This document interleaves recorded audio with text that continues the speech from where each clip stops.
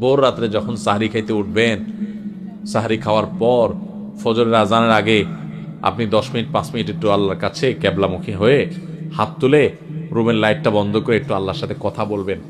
মানুষের সাথে বহুত কথা বলছেন, আল্লাহর সাথে একটু কথা বলে দেখেন। আল্লাহর সাথে কথা বলার স্বাদ আছে ভাই, অনেকে জীবনে একবারও এই স্বাদ পান নাই। একটু কথা বলে দেখেন। ভোর রাতে সাহরি খেতে উঠলে 10টা মিনিট একটু হাত তুলে কথা বলেন। কিভাবে কথা বলবেন? কথা বলবেন এইভাবে, ও আল্লাহ, কত গুনাহ আমি করেছি, কত পাপাচার আমি করেছি, মরতে আমার হবে, তোমার কাছে যাওয়া আমার লাগবে আল্লাহ।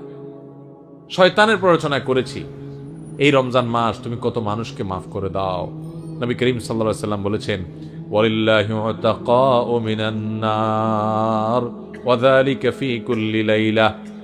রমজানের প্রত্যেক রাতে আল্লাহ তাআলা অনেক মানুষকে সাধারণ ক্ষমা ঘোষণা করে দেন, যে যাও অমুক অমুক অমুক অমুক, যাও তোমাদেরকে মাফ করে দেওয়া হলো, জাহান্নাম থেকে মুক্ত ঘোষণা করে দেওয়া হলো।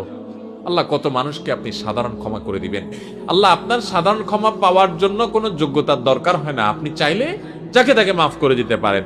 দুনিয়ার প্রেসিডেন্ট প্রধানমন্ত্রী চাইলে একটা দেশের যাকে তাকে যা খুশি তা দিয়ে দিতে পারে। তাদের যদি ক্ষমতা, তারা তো মানুষ।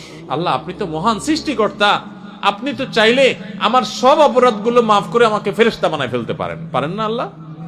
তো আল্লাহ আপনি আমাকে মাফ করে দেন, এটা আল্লাহর সাথে কথা বলবেন।